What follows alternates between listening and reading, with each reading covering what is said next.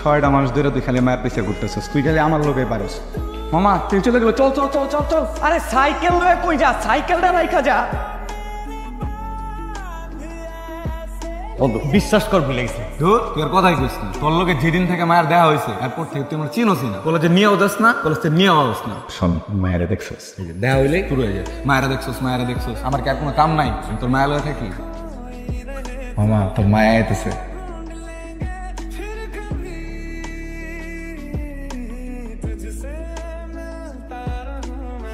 মায়াকে আমি অনেক ভালোবাসি। আমার বিশ্বাস কোনো না কোনোদিন মায়া আমাকেও ভালোবাসে। আমরা যখন কাউকে মন থেকে ভালোবাসি, সৃষ্টিকর্তা ওই মানুষটার মনে জায়গা করে দেয়, কিন্তু ওই মানুষটাকে ধরে রাখার দায়িত্বটা আমাদের উপর থেকে। আসসালামু আলাইকুম। ওয়ালাইকুম আসসালাম। একটু বসি। আসলে আমি একটা কথা বলছি। বলো। কানাডা থেকে একটা ভালো ছেলের সন্ধান পাইছে। আপনার মেয়ে মায়া আছে, তাকে যদি দেন, ছেলের মা বলছে তাকে কানাডা নিয়েও পড়াশোনা করান। আমি সবার সাথে কথা বলতে বলে তোমাকে জানাবো, তুমি এখন যাও। মায়া, তোমার একটা কথা কইতাম। আমি আসলে তোমার অনেক পছন্দ করি, ভালোবাসি। তোমার মত কি সেটাই জানতে চাইছি। মায়া, কিছু একটা তো কইয়া যাও। সাবা, মায়া নাই তোমার সাথে? মায়া তো আজকে আসেনি। না, ওরে আমি একটা প্রশ্ন করছিলাম, কিন্তু আমার কোনো উত্তর না দিয়েই চলে গেল। কেন ভাইয়া, আপনি জানেন না মায়া তো কথা বলতে পারে না, বোবা।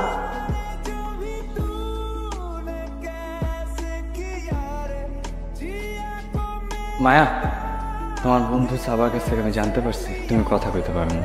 কথা কইতে পারো না, এটা তো আর তোমার দোষ না, তাই না? বিশ্বাস করো আর না করো, আমার মনে হয় এটা জানার পর থেকে আমি তোমার আরো বেশি ভালোবাসি। তোমার সাথে তো আমি ইশারায় কথা কইতে পারবো না, তোমার মতটা শুধু জানতে চাই। মায়া, তোমার মত যদি হওয়া হয় তাহলে তুমি আমার দিকে ফিরা তাকাইবে। তাকাবে, আমার বিশ্বাসও তাকাবে।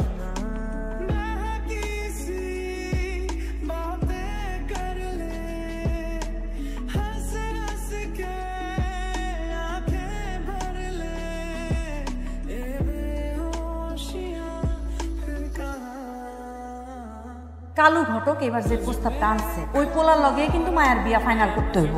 দেখছো, কালু ঘটক তো কইলো পোলা কানাডায় থাকে, টাকা পয়সা মেলা। আর সবচেয়ে বড় কথা কি জানো, তোমার বোবা মায়ের যে বিয়া করতে রাজি হয়েছে, এটাই তো বড় কথা। আমি তো মানা তো করিনি। তো মানা করো না, মানা তো করে তোমার পোলায়। তোমার পোলা নকটা বাইর করে তার বোনের সুখে রাখবো কিনা, তার বোনের। আমার বোনকে নিয়ে তোমার চিন্তা করা লাগবে না, যা করার আমি করব, কারো কিছু করতে হবে না। তুই কর, যা, আমরা চিন্তা করবো, যা তুই কর।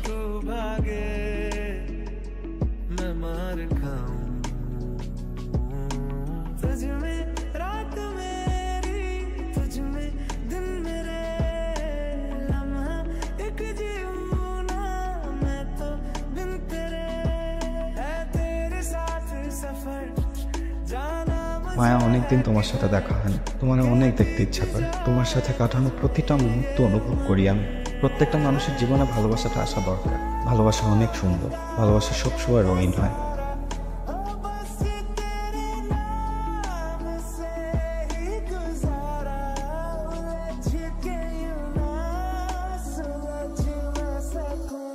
ওরা আমাকে পছন্দ করে ফেলেছে। আগামী 10 দিন পর শুক্রবার বিয়ের দিন ঠিক করে ফেলেছে। আমি কি করব কিছুই বুঝতে পারছি না, আমার মাথা কাজ করতেছে না।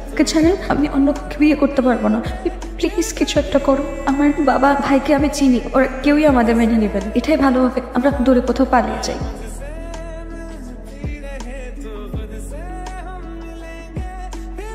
আমাদের গ্রাম থেকে অনেক দূরে আরো 2টো স্টেশন পরে হচ্ছে হিরণপুর স্টেশন। ওই স্টেশন থেকে আমরা পালাবো। বিয়ের 3 দিন আগে আমরা পালাবো। সকাল 7টায় তুমি স্টেশনে থাকবা, আমিও থাকবো।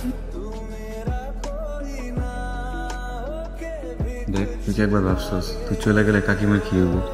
দেখ, তোর আজ পর্যন্ত আমি কোনো কামে বাধা দেয়নি, কিন্তু তুই এর একবার ভাইবে দেখিস আরেকবার।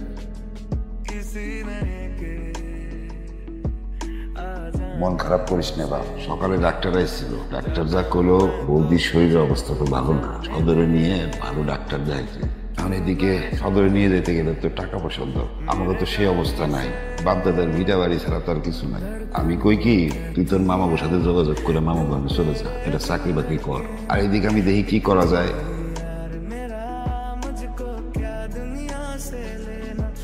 धड़कन মায়া, আমি অনেক ভেবে দেখেছি আমাদের পালনটা ঠিক হবে না। তোমার পরিবার, আমার পরিবার, সবাই পুরো গ্রামবাসীর কাছে অনেক ছোট হয়ে যাবে আমাদের কারণে। মায়ের শরীরের অবস্থা বেশি ভালো না, মাকে শহরে নিয়ে চিকিৎসা করাইতে হবে। আমার উপর অনেক দায়িত্ব, আমাকে তুমি মাফ করে দিও মায়া। মন না চাইলেও দায়িত্ব আমাকে তোমার থেকে দূরে নিয়ে যেতেছে। হয়তো এটাই শেষ চিঠি, মাফ করে দিও মায়া।